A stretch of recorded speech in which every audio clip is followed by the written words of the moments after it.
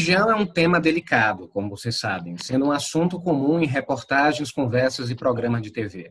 Apesar das diferenças de opinião e da diversidade de temas, o cenário atual acaba sendo dividido em duas posições claras e contraditórias. Ou o fenômeno religioso é um exercício rígido e fundamentalista, comandado por uma única fé, constrangendo ao mesmo tempo a diversidade ao redor, ou, por outro lado, se adota uma abordagem um pouco mais liberal, em que a religião é vista como algo de privado e subjetivo, não podendo ser debatido ou sequer justificado. A primeira abordagem produz medo e ódio, enquanto a segunda produz isolamento, ao mesmo tempo em que enfraquece a esfera religiosa, enquanto um espaço público de debates, críticas e novas alternativas. Como resultado desse cenário simplificado, testemunhamos notícias graves sobre casos de intolerância, como aquela recente de uma mãe que perdeu a guarda da filha depois de um ritual de candomblé. A postura liberal, por sua vez, não ajuda muito, já que apenas fragmenta o debate, deixando a religião como apenas um espaço subjetivo e indiscutível, quase como uma caverna em que cada um tem a sua. Olá, meu nome é Tiago Pinham, doutorando em Ciências Sociais e colunista do portal Soteroprosa. Comigo hoje temos Harley Eduardo, que é cantor, compositor e violinista, natural de Salvador, atua na cena musical local há 32 anos, é ogando e lê axé, de Iê e Bomim, em Lauro de Freitas. E temos também Daiane Tosta, professora de educação infantil, mestra em ensino da educação básica, poeta e escritora, assim como também colunista do portal Soteroprosa. Eu agradeço aos dois por terem aceitado o convite, é um prazer receber vocês aqui. E como início do debate, eu lanço a pergunta: como combater ou lidar com esses casos de intolerância que cada vez mais crescem ultimamente, mas sem recorrer a fórmulas prontas? Como lidar com esse cenário que cada vez mais se desdobra e cria dificuldades para construir pontes, debates e novas conexões? Harley, é com você. Tiago, de antemão, muito obrigado pelo convite. Um prazer, mais uma vez, uma conversa da gente. Esse é um tema realmente que me toca pessoalmente. Eu sou iniciado de candomblé, como você já disse, e a intolerância é algo que está, infelizmente, cada vez mais presente nas nossas relações, tanto como indivíduos, como enquanto grupo social e representantes também dessa religião. A sua provocação inicial já dá a chave para o que a gente possa pensar aqui nessa conversa, porque não cabe nem você estar numa posição que dita a opressão contra a religião do outro, nem esse isolamento a que você se referiu. Parece que, de fato, a nossa maior dificuldade é conviver com o diferente, conviver com a diversidade. E esse fato essa notícia que você citou, da mãe que perdeu a guarda porque a sua filha estava passando por um processo de iniciação no candomblé, é uma das notícias que eu tenho pensado muito recentemente, porque a minha pergunta é: qual foi o papel do Conselho Tutelar? E aí eu quero chamar a atenção do Conselho para o Conselho Tutelar como agente do Estado na mediação.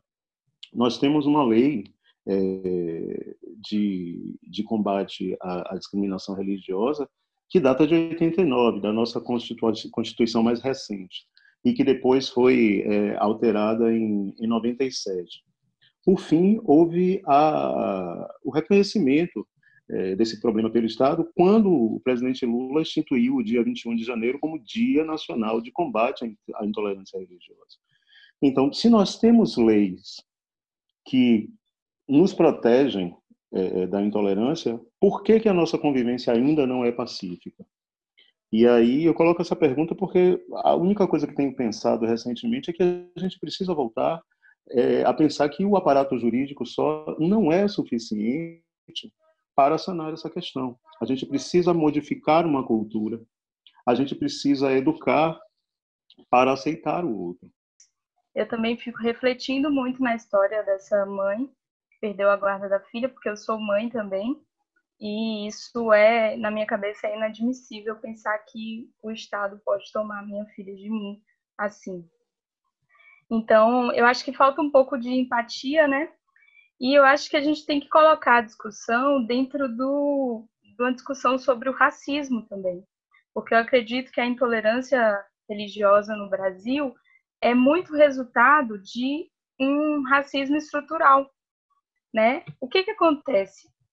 A instituição religiosa dominante, ela é dominante por causa da história do colonialismo, né?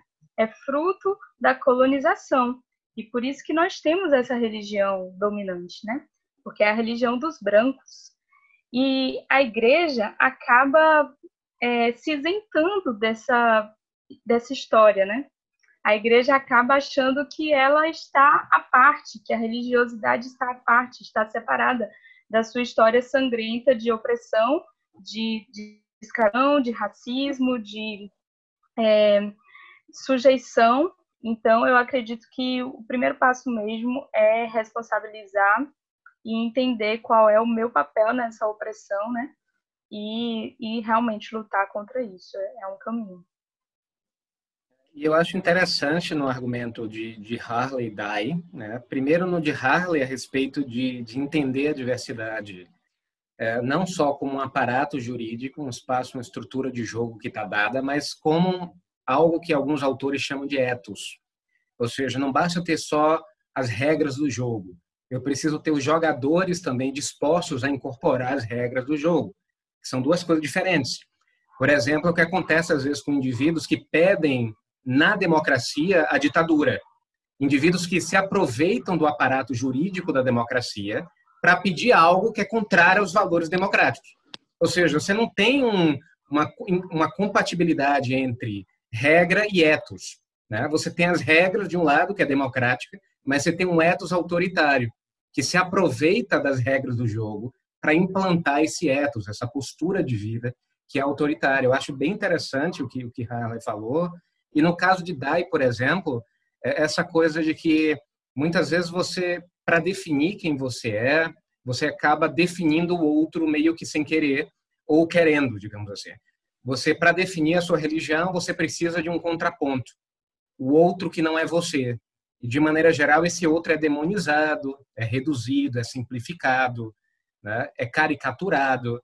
Então, às vezes, o grande desafio nesse cenário é como eu posso definir a minha própria identidade, mas sem necessariamente usar o outro como pretexto para isso, né? Ou seja, eu sou evangélico, digamos assim, mas eu não preciso fazer com que você seja o meu outro, o meu oposto, o meu inimigo, quase como um jogo de futebol. Para que eu seja Bahia, você tem que ser Vitória. Não, talvez eu possa ser Bahia e tudo bem, né? Não sei, é um campo bem complexo de possibilidades. É um pouco sobre a nossa mania dualista, né? De enxergar a realidade como algo, como os extremos, né? Maniqueísta também. A religião, ela se arvora muito no maniqueísmo, né? E aí é preciso construir mesmo uma nova gramática, uma nova representação social, uma nova forma de enxergar. E às vezes eu acho que isso vem com as novas gerações, sabe? Às vezes eu acho que as pessoas bem antigas, talvez a gente não consiga mudar a cabeça dessas pessoas. Eu espero que eu esteja errada. Mas às vezes eu penso que essas pessoas têm talvez alguma atrofia mental que, enfim. Mas eu sigo trabalhando no sentido de tentar justamente trazer outras perspectivas, né? Outros olhares, outras formas de compreender a realidade que ultrapassem um pouco essa visão tão limitada e que gera só violência, gera inimizade, geram coisas que são totalmente anticristãs. Então, se a gente está falando do cristianismo, como é que a gente vai falar de violência? Como é que a gente vai falar do outro se a religião de Jesus era puro amor? Então, é muito contraditório isso. E você vê que é tão racista que não existem essas investidas violentas contra templos budistas, por exemplo. Isso não existe, né? Por que não existe? Então, é importante questionar isso, trazer essa problematização para as pessoas entenderem que está justamente na raiz do racismo, esse comportamento.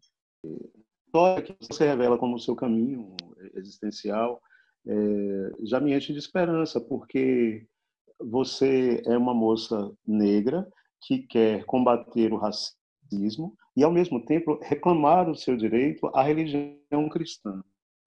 Porque é muito fácil você dizer que, para ser antirracista, você deve negar a religião cristã e buscar obrigatória e compulsoriamente a sua religião em África. É isso que eu quero chamar a atenção quando você diz que é preciso combater o racismo de uma forma extrema, leva a um outro problema. É disso que estamos falando aqui, dessa possibilidade de diversidade e, de fato, de uma convivência. O que você trouxe aí foi a questão da representação. Hoje em dia se fala muito em representatividade, mas a gente precisa mesmo é de representação, seja ela política, seja ela artística, enfim.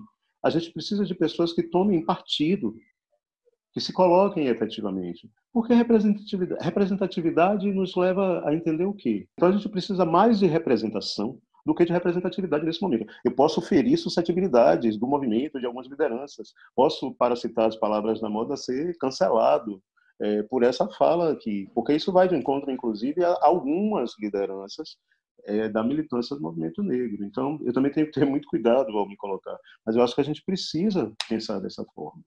E aí, partindo para a segunda pergunta, digamos assim, a gente observa, inclusive na mídia, seja lá o que isso signifique, várias estratégias de combate da intolerância, né, como uma propaganda bem clássica da Globo, aquela coisa, tudo se resume ao respeito, ou algo do tipo. Então, você tem várias estratégias que vão por esse caminho. Só que quando a gente pensa no respeito e no amor, e seja lá o que for, de uma maneira abstrata, pode parecer um pouco fácil. Só que esse respeito e esse amor, ele é materializado em práticas concretas, né? Então, por exemplo, o amor do cristão, ele não é um amor abstrato, ele é materializado em práticas diárias, cotidianas, que envolvem, enfim, problemas reais. A pergunta é, como é que eu lido, no fundo, né, com esse outro, quando ele é concreto, né? Ou seja, quando esse outro não é um outro abstrato, mas o outro que tem práticas de organização do cotidiano que são opostos aos meus, né? Que são contraditórios aos meus, né? E que me fazem, às vezes, repensar sobre o que eu sou e o que eu faço. Como é que eu lido com esse outro concreto, digamos assim? Eu acho que você tocou num ponto, Tiago, que eu sempre falo sobre a dificuldade que a esquerda tem de se comunicar com os conservadores, né? De se comunicar com os religiosos. E essa brecha que a esquerda deixou fez com que a direita ganhasse um espaço muito forte. E aí chegamos aonde estamos hoje, né? Então, eu acredito que existe, em primeiro lugar, talvez, uma linguagem do afeto, né? Porque aquela pessoa que é conservadora, às vezes é a minha avó, é a minha tia, é a minha vizinha, né? É a mãe de um aluno meu, é uma pessoa próxima que tem pensamentos horríveis, né? Que eu discordaria sempre, em qualquer posição. Mas essa pessoa, ela tem uma relação de confiança comigo e de afeto. Então, eu acredito que é assim que a gente consegue conversar com o diferente, sabe? Porque não é tão simples assim como na internet. Na internet a gente cancela uma pessoa e acabou. Mas na vida não é assim. A gente continua com os laços, né? Continua com o relacionamento ali com aquelas pessoas. E não é tão fácil cancelar alguém da nossa vida. Mas eu acredito que a linguagem do afeto é uma linguagem que comunica muito com o coração das pessoas. E aí, por isso que é tão importante existir um movimento negro evangélico dentro da igreja evangélica, sabe? E também existir as pontes de diálogo, né? Eu tenho muitos amigos que são do candomblé e a gente convive de forma muito tranquila, a gente conversa, a gente troca. E esse diálogo, essa amizade, esse respeito, eu acho que é um passo importante também para a gente dar um passo além do que só uma propaganda que diz tudo se resume ao respeito. Mas a prática da desconstrução disso vai acontecer, como você disse, a gente conversando com a nossa mãe, com a nossa avó, com o nosso tio, com o nosso aluno, né? Com o nosso companheiro de banda, que tem uma outra religião, e às vezes não quer tocar uma música porque no meio falou o nome de um orixá. É nessa prática que a coisa se manifesta. E aí também pode estar a chave para a solução. Se não, mas repare, olha, entenda isso aqui, não tem demônio nenhum, certo? Esse nome aqui, essa palavra refere-se... Porque é muito fácil ficar do lado de cá dizendo que branco demoniza, mas ficar reservando esse estoque simbólico só para os negros. A gente precisa de parar de dizer que os brancos estão lá e nós aqui. Enquanto os brancos não entenderem que o racismo é um problema dos brancos, eu não estou dizendo nada de original aqui, que o racismo é um problema dos brancos, a gente não avança. Então, se a gente começa com esse tipo de reserva de o nosso capital simbólico, o capital simbólico deles, só devemos nos interessar por cultura negra, não devemos nos interessar pela tradição europeia, a gente não vai a lugar nenhum, cara. A gente não vai a lugar nenhum porque eles continuam lá com o que há de ignorância da nossa cultura, fomentando o racismo, e a gente continua todo o nosso capital simbólico numa posição social desfavorecida. Então a gente tem que encontrar a mediação e o afeto, a palavra assertiva está justamente aí, né? Vai se colocar justamente aí. Quando a gente deixar de tratar o outro como inimigo, eu estou falando da possibilidade de desconstrução cotidiana. Superestruturalmente, a gente vai ter que brigar muito, foi isso que eu comecei falando. Mas se as leis estão aí e a gente não está tendo esse estofo aqui da prática cotidiana, o que é que está faltando? E eu acho que esse caminho do afeto que você colocou é entendido como uma comunicação de igual para igual, uma comunicação horizontal, é muito importante construir isso. Me lembrou muito, né, o debate entre vocês sobre uma tática de guerra, né, que eu li em algum livro, em algum lugar, mas não lembro onde e como, nem o título. Mas eu achei interessante porque dizia que para que você mate alguém num campo de batalha, a pessoa não pode ser um humano para você. Você tem que tirar a humanidade da pessoa. Então, o outro soldado não pode ser um soldado com família, com passado. E aí alguns autores vão falar da possibilidade de ter a mesma tática de batalha no campo da linguagem, onde eu transformo o outro em uma caricatura, onde eu tiro a humanidade do outro para poder assassinar o outro simbolicamente. Mas eu acabo destruindo o outro, a vida simbólica do outro. Então eu acabo reificando o outro, criando uma espécie de caricatura do que o outro é, do que o outro faz, porque é fácil matar, digamos assim, matar simbolicamente, né? Quando o outro é visto, às vezes, de maneira concreta, alguém que tem uma trajetória, alguém que às vezes está desesperado para lidar com a angústia da realidade como um todo, a coisa vai se tornando mais complexa, digamos assim. É como um soldado encontrar o outro e descobrir que esse outro soldado, apesar de ser do outro país, ele tem mãe, ele tem vó, né? Ele tem doença. Como é mais complicado matar alguém que está no mesmo nível que a gente chama ontológico que você, está no mesmo nível mais básico de essência que você. É mais difícil.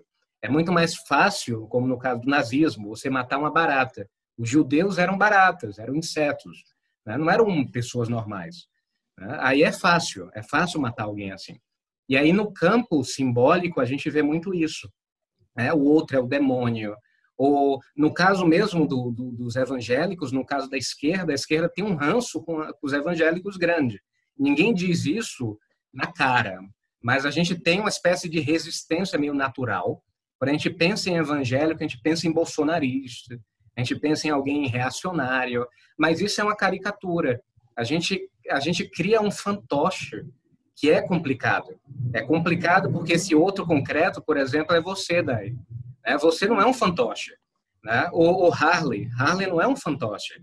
E aí, na hora que você vai trabalhando, isso cria realmente um ponto de conexão que eu estou vendo em vocês, né? Esse pano de fundo que é legal.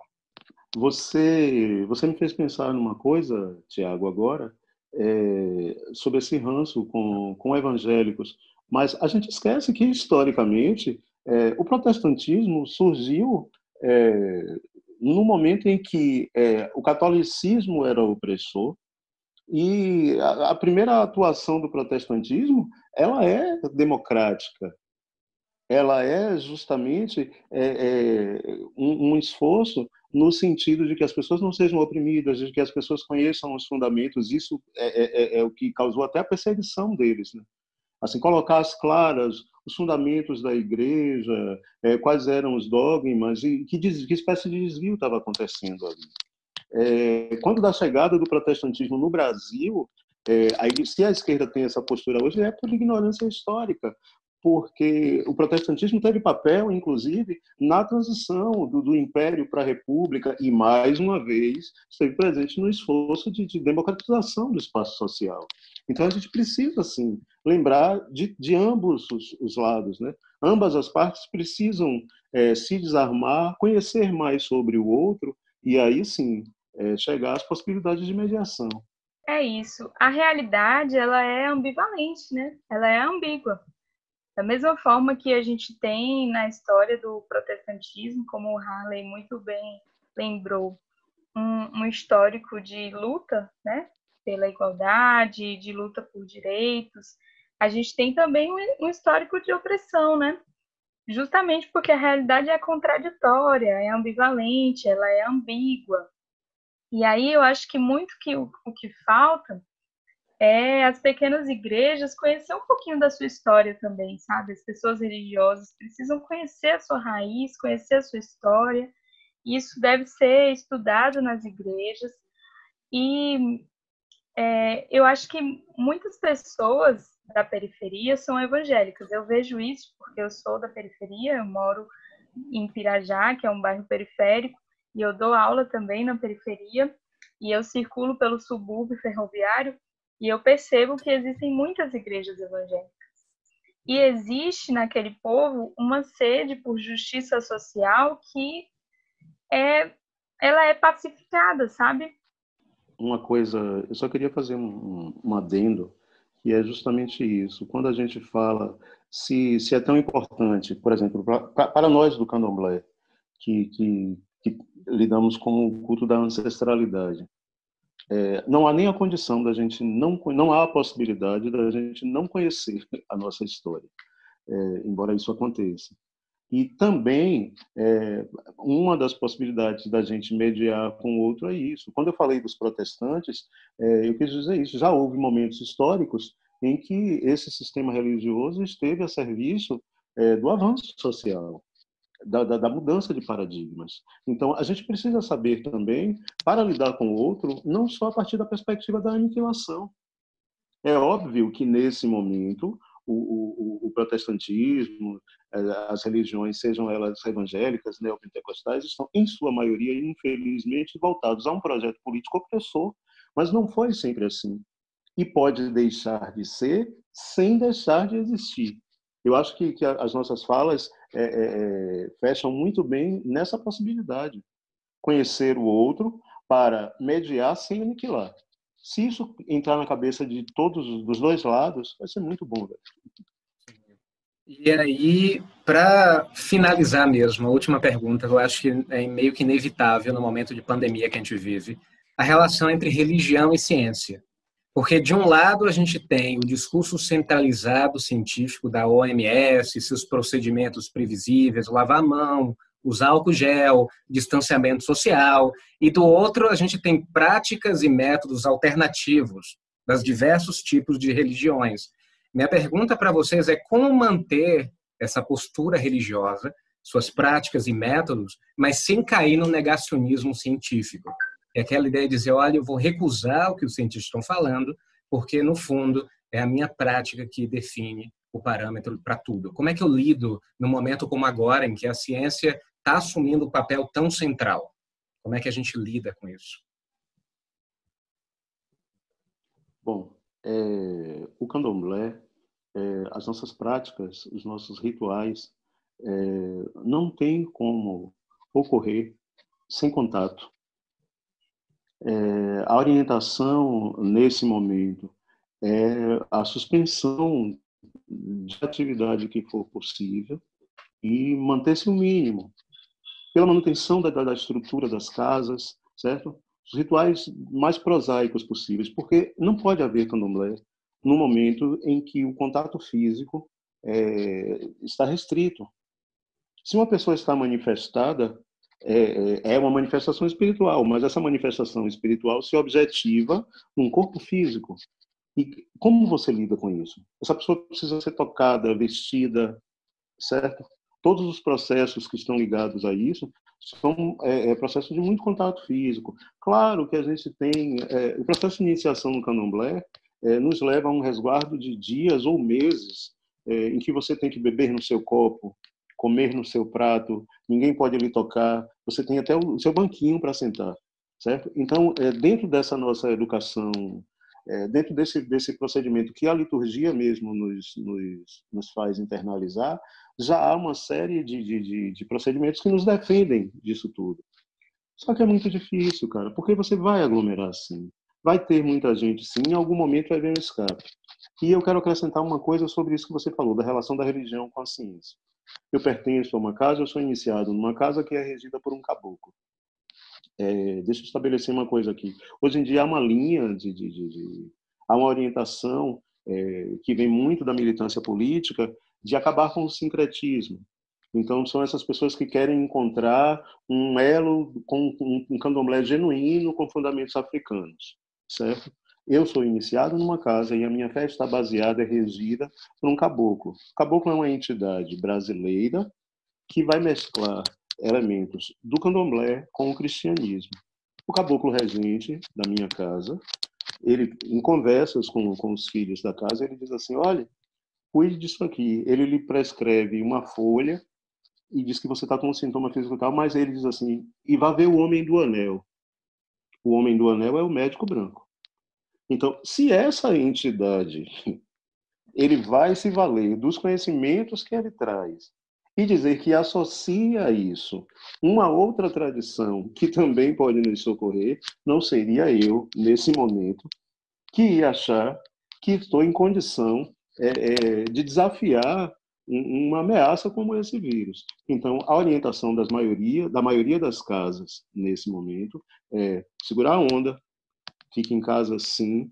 O que está acontecendo dentro das casas de candomblé é o mínimo possível que possa ser realizado com poucas pessoas e, tão logo haja segurança, as coisas vão ser retomadas. É isso. Eu sou de tradição da Igreja Batista, né? E a maioria das igrejas batistas suspenderam os cultos ou estão fazendo cultos, reuniões menores, com pouquíssimas pessoas, né? Diminuição de cadeiras e tudo mais. É muito complicado mesmo porque as pessoas têm uma relação de dependência com o sagrado que se estabelece ali no lugar, né? E essa é uma dependência corporal, uma dependência física, que às vezes não consegue ser suprida por reuniões online e essas coisas.